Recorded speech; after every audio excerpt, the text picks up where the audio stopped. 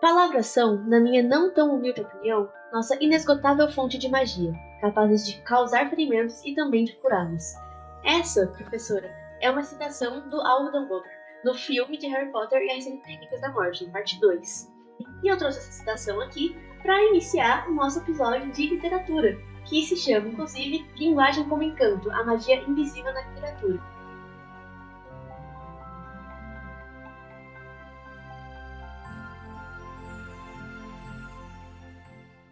E para isso, eu trouxe aqui, né, essa convidada maravilhosa que a gente tem aqui, que ela é a professora Keila, formada, que tem doutorado, maravilhosa mesmo, para falar pra gente aqui um pouquinho sobre literatura, sobre Harry Potter, que você gosta bastante também, né, professora? Sim, bastante. De literatura e de Harry Potter.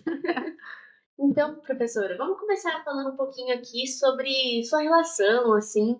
Quando foi seu primeiro contato com a obra? Você era adolescente, você era um pouquinho mais velho, na universidade? Como foi? Bom, falar em primeiro contato com a obra, me vem na cabeça quando começaram a aparecer os filmes, né? Que foi, assim, lá pelo ano 2000, um pouco depois disso. Acho que 2000, 2001, né? É o lançamento do primeiro filme aqui no Brasil. Aí que eu comecei a ouvir falar de Harry Potter. Mas eu te confesso que na época não me chamou a atenção. Nessa época eu já era adulta, já tinha por volta de 28, 30 anos, né? Então não foi na adolescência. E nesse início não me chamou a atenção. Alguns anos depois, assim, não muitos, 2, 3 anos depois, num livro de português eu estava dando aula, naquela época era a quinta série, né? Que seria o sexto ano hoje. E aí no livro de português tinha um trechinho do Harry Potter e a Pedra Filosofal. Um trecho lá de uma cena em que o Harry Potter tá na aula do Snape, acontece alguma coisa ali e tal, né? Como sempre o Snape se desagradava com ele e tal, né? Então ali, acho que era em torno de 2004, por aí, eu tive o primeiro contato com um trechinho escrito. E assim, como eu já era adulta, já tinha minhas preferências literárias, né, minhas preferências de leitura, na época não me atraía. E era uma febre. Todo mundo falava de Harry Potter, tinham objetos de Harry Potter para vender, né? Caneca, gorro, cachecol, roupa. Era um universo Harry Potter, mas eram de pessoas mais jovens que eu, né? Vamos dizer assim, os adolescentes. Eu já estava na faixa dos 30 anos. Então, assim, eu não me comunicava com o Harry Potter, né? Tanto quanto essas pessoas, leitores mais jovens. Mas eu tinha consciência de que era um fenômeno. De que não era só aqui no Brasil, não era só aqui onde eu vivia, mas que o mundo inteiro falava de Harry Potter. E nisso já estavam sendo publicadas as obras todas e os outros filmes já estavam aparecendo. Aí, bem mais tarde, quando eu já estava no doutorado, fazendo uma disciplina, né, como aluna especial, que foi a do meu orientador. Aí eu comecei a ter mais contato com essas obras, assim, que são, a gente considera de grandes fenômenos de massa, né? Essas que o mundo todo conhece, que elas viram não só obras literárias, né, mas elas são produções culturais de alcance enorme, se transformam em filmes, em produtos, né, em eventos, etc, etc. Sim, que é bem comercializado. Exato, né, tem muito a ver com o consumo, né, com a indústria cultural. E aí, esse meu professor, orientador, professor João Secantini, que é uma pessoa que estudou muito a literatura infanto-juvenil e a literatura de massa, também assim, ele é um grande pesquisador, uma pessoa muito respeitada, né, nessa área. Na disciplina, ele fez um trajeto com a gente, né, entre aqueles que, os teóricos da literatura mais rígidos, que acham que não é, desfrutar da obra não é o mais importante, o importante é a obra. Até aos que consideram principalmente o papel desse leitor, desse receptor da obra.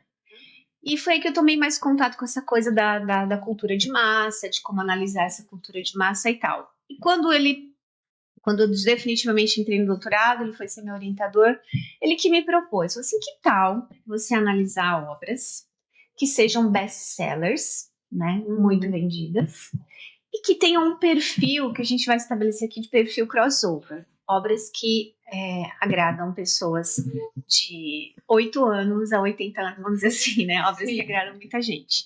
E aí eu fiz um levantamento de obras muito lidas e muito vendidas aqui no Brasil por públicos de idades diferentes. E, é claro, Harry Potter e a Pedra Filosofal era, acho que a primeira, né? A mais vendida e lida por muita gente. Foi aí que realmente eu fui conhecer Harry Potter e a Pedra Filosofal, li bastante, analisei, né? E li também os outros volumes, né, da série. Mas que eu estudei mesmo foi o Harry Potter e a Pedra Filosofal. Sim. É muito. Isso que você falou, que você já era uma obra muito de adolescente, até o que eu conversei com a Melissa no episódio de Química. Que ela falou que muitas vezes as pessoas julgam quando você é uma pessoa mais velha, você é adulta e você gosta de Harry Potter. Fala, é uma coisa de criança. Mas a gente tá aqui no podcast justamente pra ver que não é só uma obra de bruxinho e varinha, né? E não sei o quê. Tem bem mais do que isso. Tem bem mais críticas que tem por trás disso. E dito isso, então, você acha que impactou muito você na época conhecer isso? O impacto que teve? Sim, impactou bastante. A respeito disso que você falou, quando eu estava fazendo a minha pesquisa, eu comecei a descobrir que, principalmente na Inglaterra, né, que foi o primeiro livro foi lançado acho que em 97 pela J.K. e virou um fenômeno, né? Começou-se a perceber que ele não era lido apenas por crianças, achava-se que o público-alvo eram crianças e adolescentes, pré-adolescentes, né? Eles é que vão gostar dessa história de um bruxo, né, que não sabia que era, e que vai enfrentando um monte de obstáculos até chegar atingir o seu destino final, né? Então começou-se a perceber que essa obra não era lida só pelas crianças, né, que estava agradando muita gente. Começou-se a investir em capas que eram diferentes daquela capa muito colorida que atrai, né, assim, em tese atrai um público infantil, e começou-se a fazer capas mais sóbrias porque as pessoas estavam lendo no metrô e tinham vergonha de serem vistas lendo um livro infantil. Sim. Então teve também todo um investimento para atrair esse público adulto, né? Agora, esse público veio antes? Veio também, né? Aí depois que se percebeu que se podia investir também nesse público, né? A editora começou a investir também nisso e virou um fenômeno mesmo, né? Então, foi impactante para mim estudar essa questão dessas obras, de todas as estratégias e dos porquês essas obras atingem também públicos adultos. Agora, foi impactante quando eu realmente me livrei dos, não digo preconceitos, não tinha preconceito contra a obra infantil, porque eu sempre gostei muito delas, porque eu trabalhava com adolescentes, né? Desde quando eu era uma adolescente, praticamente, eu comecei a dar aula com 20, 21 anos, então eu tinha acabado de sair da adolescência, então eu lia muitas obras infanto-juvenis por causa dos meus alunos, e eu gostava delas.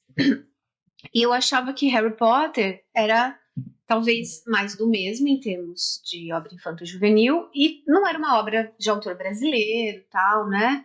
E eu pensava assim, bom, já que meus alunos leem Harry Potter sem precisar de mim, eu posso apresentar outras coisas para eles, né? Então, Harry Potter tá por aí, tem os filmes, tem os livros, quem quiser vai saber, agora eu posso apresentar outras coisas. Mas quando eu me dediquei a estudar, aí eu fui me surpreendendo, né, com a qualidade do texto, da trama, com todo o cuidado na elaboração do enredo e outras características que a obra tinha. E eu gostei muito de Harry Potter e a Pedra Filosofal, acabou me conquistando por todas as qualidades literárias, né, que a obra tem. Né? Então, aí tem um antes e um depois de eu ter feito esses estudos no doutorado, né? Sim. E o Harry Potter eu estudei 8 obras, né? Eu acho que algumas delas são muito queridas, e o Harry Potter é uma delas, né? Assim, muito querida para mim. Eu acho que isso é quase algo quase que universal. Eu acho que todo mundo que eu conheço, e eu me incluo nisso, antes de conhecer Harry Potter, eu sempre penso, tem interesse, sabe? Não chama atenção, é algo que todo mundo já conhece, sabe? Parece que não chama. Mas aí você pega, você lê a Pedra Filosofal, você fica, nossa, eu nunca imaginei que seria assim, que iria me conquistar tanto. Exato. E acaba se apaixonando pela obra. Eu me incluí nisso, inclusive a gente conversava na época que comecei a conhecer a obra. E eu comentei com você que eu não gostava tanto desse estilo, inclusive eu não sou tão fã de fantasia, por exemplo, em livros. Mas eu li Harry Potter e eu gostei muito. Então acho que é uma experiência muito comum, né, de ter essa atração. tem suas razões, que a gente vai discutir aí. E falando nessa questão de conhecer os livros, que eu, por exemplo, comecei pelos livros e você começou estudando os livros, certo? A primeira vez que eu fui ler de fato já foi para estudar. O Harry Potter e a Pedra Filosofal. Os outros não, eu li apenas, sem estudar, né? Li para desfrutar, para conhecer. Sim. Dito isso, então, você acha que você melhor, assim, na sua opinião, pessoal, os livros ou os filmes? Eu acho que é uma pergunta que já se espera uma resposta. Sem dúvida, os livros. Então, assim, quando eu comecei a estudar o Harry Potter e a Pedra Filosofal, então eu tinha uma meta, né, ler todos os livros da saga e também assistir a todos os filmes.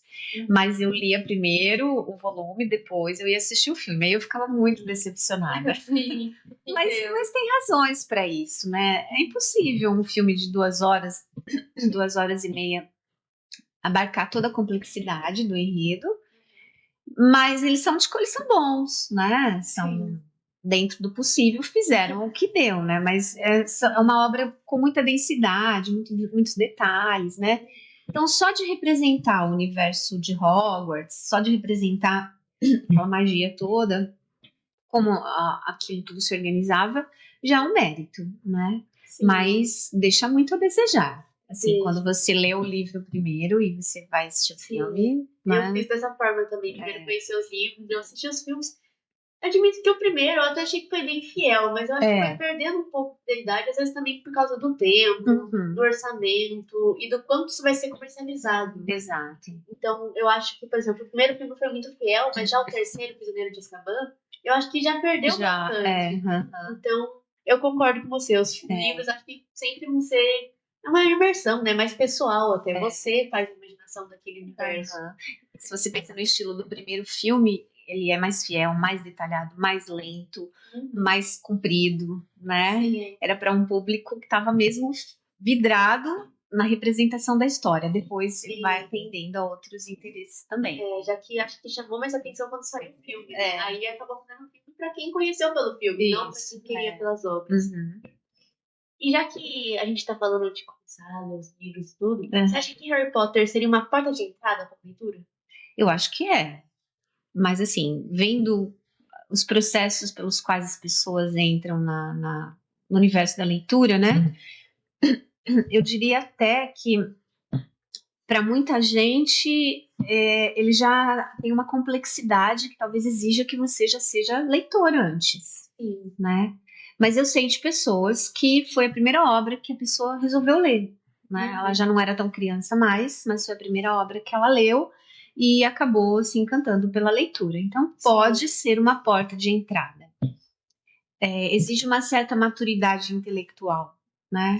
Apesar dele não ser complexo. É possível uma criança ler? Sim, é possível, né? Depende também de toda a relação que ela tem com a leitura, não só com a leitura do livro, né? Ela pode não ter lido nenhum livro tão grande, assim, não tem tantas páginas, mas para alguém que nunca leu, talvez, né? Esse é um livro volumoso, né? Mas exige alguma coisa, sim. Exige que ela já tenha alguma competência leitora bem estabelecida, capacidade de abstrair, né, de realmente entrar naquele universo, de se deixar levar pelas palavras, né, tal. Então, mas pode ser uma porta de entrada. Agora, o que eu vejo é que quem entrou no universo Harry Potter, às vezes já tinha uma experiência de leitura anterior. Acho que geralmente por ser uma saga um pouco longa, acaba por assustar. Falar, vou ler o primeiro e depois vou ter que ler os outros, né? Tem também isso. Por isso, geralmente, livros como O Pequeno Príncipe, eu acho que eu vejo que é uma porta de entrada muito comum. Isso. É um livro curtinho, assim, tem várias adaptações para HQ, por exemplo. Então, acho que geralmente vai pelos livros mais curtos, mas acho que pode ser também, por ser uma leitura, por mais que complexa, até que leve de Harry Potter, pode ser assim uma porta de entrada. Eu concordo com você. Sim. E você acha que, para ser essa porta de entrada, tem que ter uma linguagem acessível? O que você acha que torna a linguagem do livro acessível a tantas idades e culturas? É a linguagem, né? O jeito como a história é contada, e a gente tem que fazer uma observação aqui. A obra é escrita em inglês, né? Sim. Então, só esse fato já atinge metade do mundo, assim, né? Do público leitor de cara. né? Então, porque não eram só os conterrâneos da J.K. que podiam ler, né? Já tinha todo o universo, principalmente, né, do hemisfério norte, que podia ler a obra no original. E depois as traduções, né? Que é o nosso caso, que ali é o Wyler, que foi a tradutora de toda a série Harry Potter aqui para o Brasil, né? Então ela conseguiu fazer um trabalho excelente de tradução, mantendo, né, o estilo J.K., mas colocando também o estilo dela e tornando isso, assim, agradável, fácil de entender, direto, né? Isso conquista muitos leitores. Mas não é só isso, né? O enredo, aquele personagem fraco, tímido, que só sofre, né, na família lá dos Dursley, que sofre pra caramba ali, um órfão. Ele faz de cara todo mundo se identificar com ele. Todo mundo não, mas muita gente, né? Quase todo mundo se sente de vez em quando aquele ser, né, impotente, infeliz, indesejado, renegado. Então, e que vai descobrindo que tem potencial, que tem um espaço, que tem uma importância, né? Enfrenta muitos desafios até chegar onde ele pode. Então, esse herói, que é o Harry, né? Ele produz uma identificação em pessoas de todas as idades, porque não são só as crianças que se sentem assim, né? Sim. O adulto já se sentiu e se sente assim também, muitas vezes. Sim. Então, assim, eu acho que uma grande sacada, né? Estudei bastante isso no doutorado e todos os heróis dos outros livros que eu analisei também mostram isso, né? Que esse herói produz uma identificação com o leitor, às vezes até repele o leitor, né? Mas se repelir atrai de novo, porque fala assim, nossa, eu me vi ali, eu não quero me ver naquilo, né? Eu quero esquecer isso, mas eu sei que eu também estou ali. Então, essa história de herói, que é uma construção antiquíssima, né? Não foi a J.K. que criou isso, mas ela sacou que isso, né, é muito importante para atrair leitores, né? Então, sim, foi aí vou dizer que foi a pedra de toque, né? Sim. E a linguagem, claro, ajudou bastante também. Justamente para você que estudou esse livro dessa forma, você acha que fantasia ainda é subestimada como uma literatura séria, que é superficial? Por que você acha que isso acontece? A fantasia ficou muito ligada, né, vamos dizer assim, na Idade Moderna, às histórias infantis, né? Não foi sempre assim. Mas a partir de um certo momento na história da humanidade, principalmente da modernidade para cá, né, de 1700, 1800, que a ideia de criança, criança como a gente conhece hoje, vai se estabelecendo na sociedade. Até então, criança não era exatamente o que a gente vê hoje, né? Então, desse momento para cá, o que era fantasioso acabou sendo relegado ao universo infantil. E foi como que se o universo infantil não tivesse tanta importância quanto o universo adulto, né? Então essa literatura, essas histórias para crianças, né, são histórias só para entreter, não são para refletir, não são para mudar comportamentos, visões de mundo, né? Então acho que ainda tem um resquício disso quando se fala de fantasia. Mas isso é o que a gente diz, é o que a academia prega, né? É o que os estudiosos, teóricos da literatura, não todos, né? Já está havendo muita mudança dentro da academia com relação a isso, é o que eles pregam. Agora, para o público em geral, isso não vale, né? O que vale é aquilo que o leitor quer e gosta e com que se identifica. E aí a gente viu que de uns tempos para cá, né, Harry Potter e outras histórias, né, do mundo da fantasia explodiram, e vem também os jogos, né, os games, que criam universos fantásticos incríveis, muito bem elaborados, e havia obras anteriores também ao Harry Potter que já exploravam muito a fantasia, que são de grande qualidade.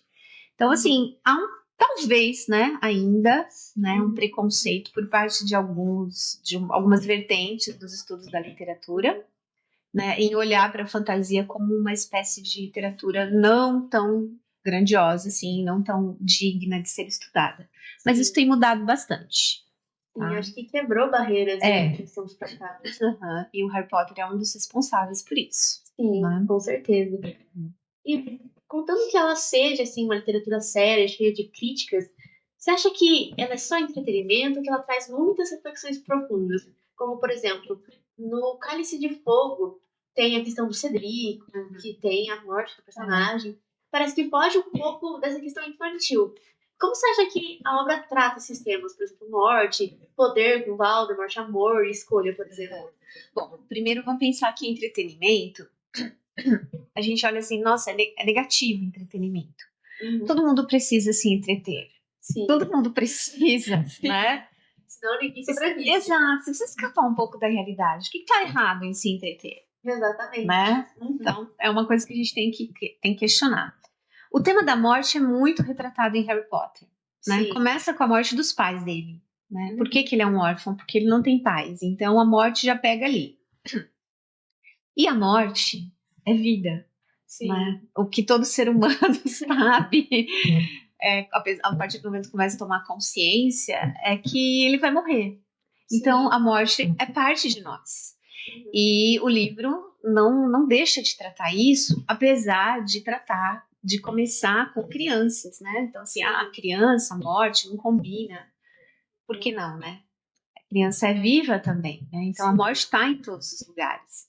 Então, o livro não foge a essa questão da morte, que é muito importante. Também de outras questões, como poder, amor, escolha, né? Essas que você colocou.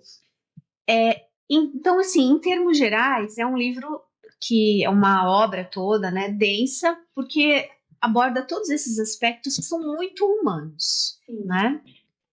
Por outro lado, ela não propõe nenhuma revolução, tá? No fim das contas, o Harry vai servir a Hogwarts, né? Tudo o que o Dumbledore estabeleceu, o plano do Dumbledore é completamente executado, cumprido, né? Então, ele não revoluciona nada, certo? As coisas estavam de um jeito no passado anterior ao Harry, aí acontece um monte de problemas, o Harry aparece e ele vai restabelecer, né, esse passado, ele vai restabelecer, vai fazer voltar esse passado, que era como as coisas deviam estar. Então, assim, o Harry não muda o universo Hogwarts, tá? Ele não faz uma revolução, a obra não é isso, não é sobre mudar as coisas, que é o que às vezes a gente espera da juventude, que faça uma revolução. Não faz. Então, nesse sentido, o livro é muito conservador, né? O livro, quando eu falo livro, estou falando da obra toda, né? Então, ele é muito conservador, né? Todos os jovens vão trabalhar pelo propósito dos adultos. Sim. Tá? Não houve nenhuma revolução. Mas, ainda assim, vai nisso densamente, né? Vai explorar questões de poder, relações que envolvem até, assim, a eugenia, o preconceito, né, causado pela eugenia, pela ideia de que tem gente que é melhor que outro, etc. E tal. Então, assim, tem muitas questões ali mais densas, né, que a obra vai trabalhando, e que tornam ela não só entretenimento, apesar de não ter nada errado com entretenimento, né? Mas que entretém fazendo você refletir sobre um monte de coisas, né? Sim. Você falou que a obra, ela é um pouco conservadora em certos quesitos. Mas você acha que ela marcou a literatura contemporânea? Por quê? Ela renovou, seguiu muitos moldes de como era essa ideia de literatura fantástica, né? Por exemplo, você acha que ela continuou no mesmo molde de fantasia ou você acha que ela renovou muito? Eu acho que não renovou tanto assim, né? A J.K. criou esse universo incrível aí de Hogwarts, né? Toda a sociedade que circula ali, os meios, né? Como essa sociedade ali dentro se organiza, que é uma cópia do mundo real, né? Então, assim, não tem nada de tão que incrível, né? Outros autores antes criaram, né? O Tolkien criou a Terra-média, né? Isso, lá do Senhor dos Anéis. Então, assim, já houve outras obras que também criam universos, né? Mundos fantásticos muito ricos, né? Agora, o que marcou muito, assim, o que faz o Harry Potter ser um divisor de águas é a questão dele ser um produto cultural, né? Que virou, assim, um fenômeno de massa. Então, tudo confluiu, né? O cinema, depois todo o investimento feito no lançamento de cada obra, né? Os leitores ficavam esperando ser lançado, faziam fila para comprar o livro nas livrarias, iam vestidos, né, de acordo com os personagens. Então, assim, e isso vai sendo divulgado na mídia. E aí, quem está aqui no Brasil e vê esse movimento acontecendo lá em Londres e leu aqui, começa também a ser contaminado por isso, né? A gente está numa sociedade de consumo de massa, Sim. né? Então, assim, meio que há muitas estratégias, né? Claro, elas são pensadas para fazer a gente aqui no interior do estado de São Paulo querer ter algo em comum com esse leitor lá da Europa, sabe? Então, assim, isso é uma estratégia de consumo de massa, mas isso também mostra a nossa humanidade, né? Sim. Nós não somos, assim, tão diferentes, né, de seres humanos de outros lugares. É muito individual. A gente não é influenciável, a gente é. A gente é isso, porque tem muita coisa que nos liga, né? Tem o que nos diferencia e o que nos liga. Então, acho que esse que foi, assim, um marco, né? Harry Potter fez parte de uma estratégia de marketing milionária, né? Teve muita coisa aí investida. A hora que se percebeu que ele era um fenômeno, porque a editora comprou os direitos, é a Bloomsbury, né? Isso. Me lembro o nome, acho que é Bloomsbury. Comprou os direitos de publicação, ninguém queria dar muito pela obra. Sim. E aí virou uma coisa, né, de louco, assim. Então perceberam ali, né? Então, teve um momento em que a coisa podia ter desandado, ter virado só mais um livro, mas não virou um fenômeno, e aí marcou, né? Tem antes de Harry Potter, depois de Harry Potter, tem jeito. Sim, com certeza.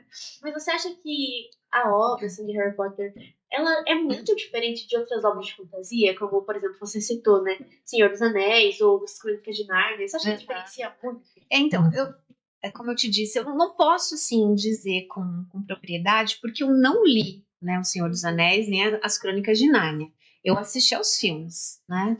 E eu não acho que são tão diferentes assim, né? Se você for ver As Crônicas de Nárnia, nós temos também jovens que não estão órfãos, mas estão numa situação quase de orfandade. Eles têm que ser levados para longe da família, porque a Europa está numa situação de guerra, né? Então, esses jovens também precisam fugir do seu universo real e entrar num outro universo para poder sobreviver. Sim. Né? E o Harry, será que ele também não faz isso? Né? A vida dele não é tão opressora ali, né, junto com os Dursley, que ele precisa de um universo de fantasia para poder dar conta de toda a dor, todo o abandono que ele está sofrendo, né? Então, assim, eu não sei se foi tão inovadora. Precisaria ler bem. Tá lá na minha estante ainda, né? O Senhor dos Anéis, todos os volumes para ler, ainda não deu. Mas eu teria que ler bem para poder dizer se foi tão inovador assim.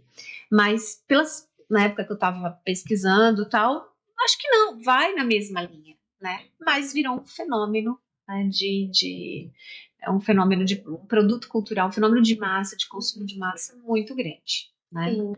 E se você pudesse reescrever uma cena dos livros de Harry Potter com outro ponto de vista, por exemplo, da McGonagall, do Snape ou até do Dobby, você escreveria de quem? Olha, eu fiquei pensando nessa pergunta. E eu acho que eu escreveria sob o ponto de vista da Hermione. Primeiro, seria do Snape, porque o Snape é tipo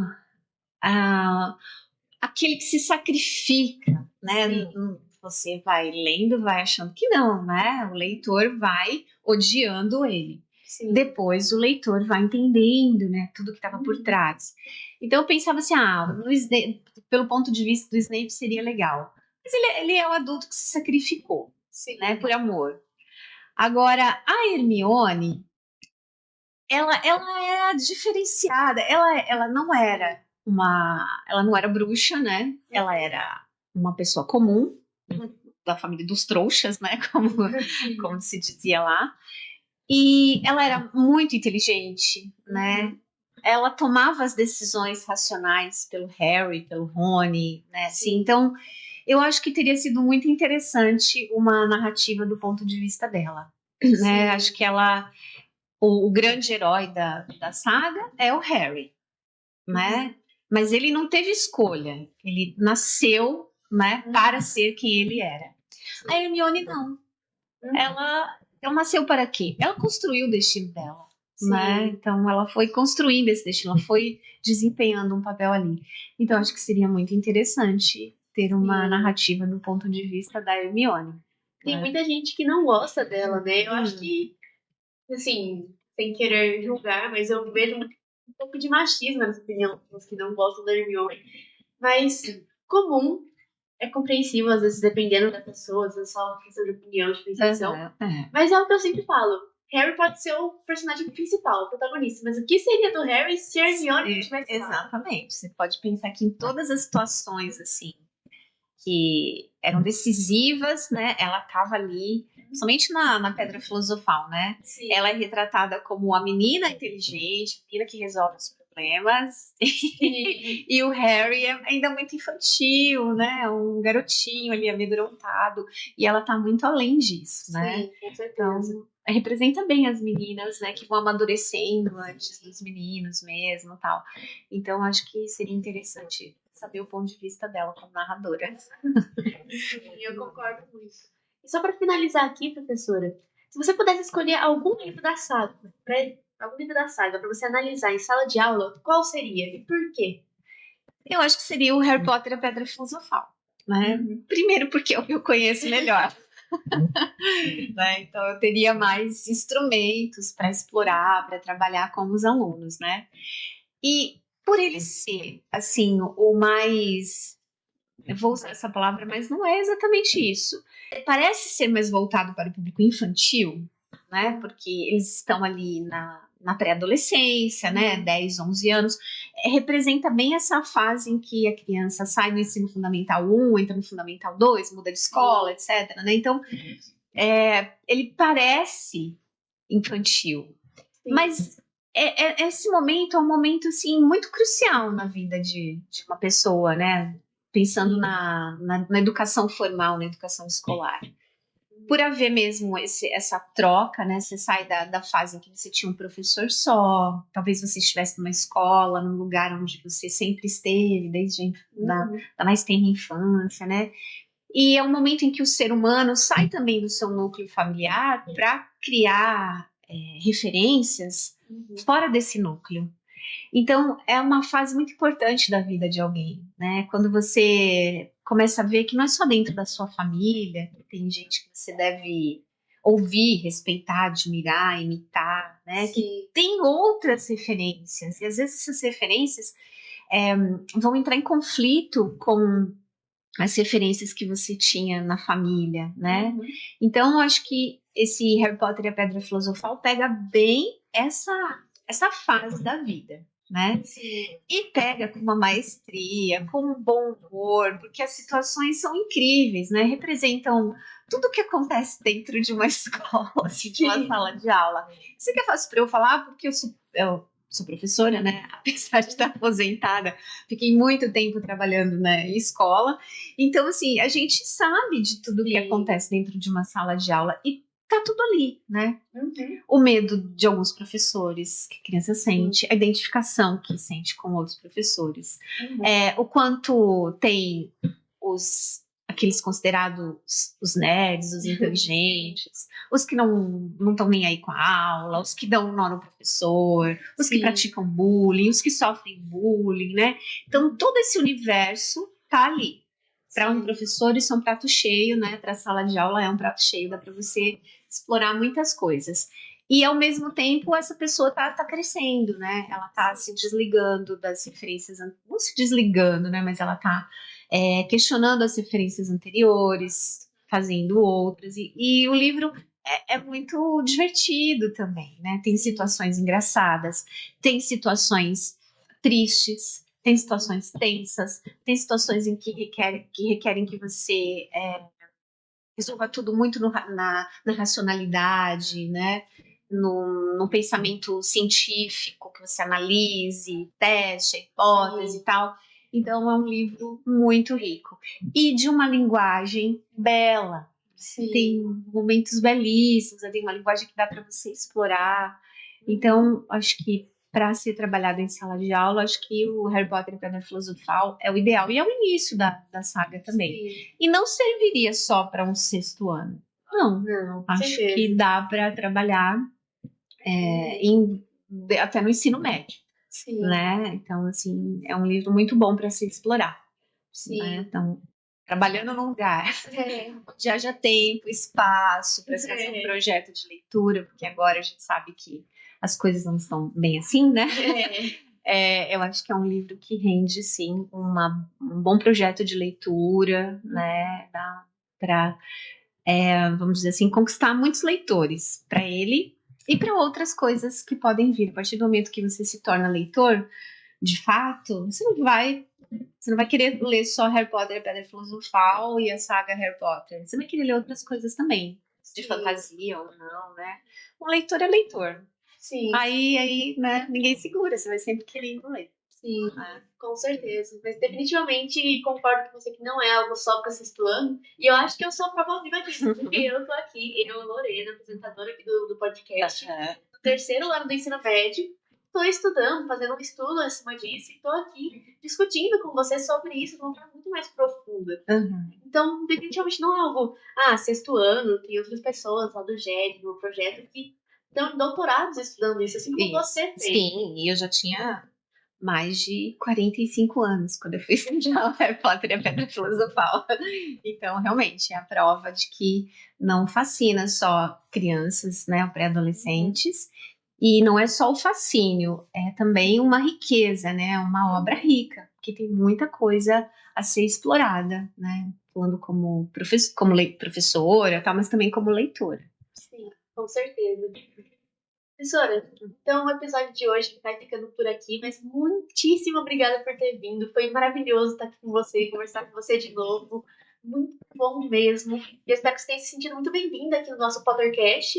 E eu espero que, para muita gente aí que esteja ouvindo também, o Harry Potter tenha se tornado um pouco mais profundo, menos superficial, menos só um livro infantil. Tanto pra gente que tá conversando sobre isso, quanto pra quem tá ouvindo, e pra todos os colegas, que as pessoas que estão ouvindo podem, assim, sabe? Por acaso, compartilhar esse episódio. Assim, Eu que agradeço demais, assim, de você ter lembrado, né? Nossa, já faz quase um ano que eu saí daqui, então fiquei muito contente de ser lembrada para participar desse podcast, né? É uma honra, muito legal falar com você, Lô, de verdade, assim, muito bom. E realmente, assim, que as pessoas não leiam só porque, meio mundo leu, deixa eu ler, né? Que esteja mais do que isso para quem for ler. E quem se dispuser a ler, tem muita coisa aí que pode conquistar, pode fazer pensar, né? É muito bom, tá bom? Sim, então, eu que agradeço. Obrigada. Então, obrigada, professora. Muito obrigada por todo mundo que ouviu também. E o episódio vai ficando por aqui. Muito obrigada, gente.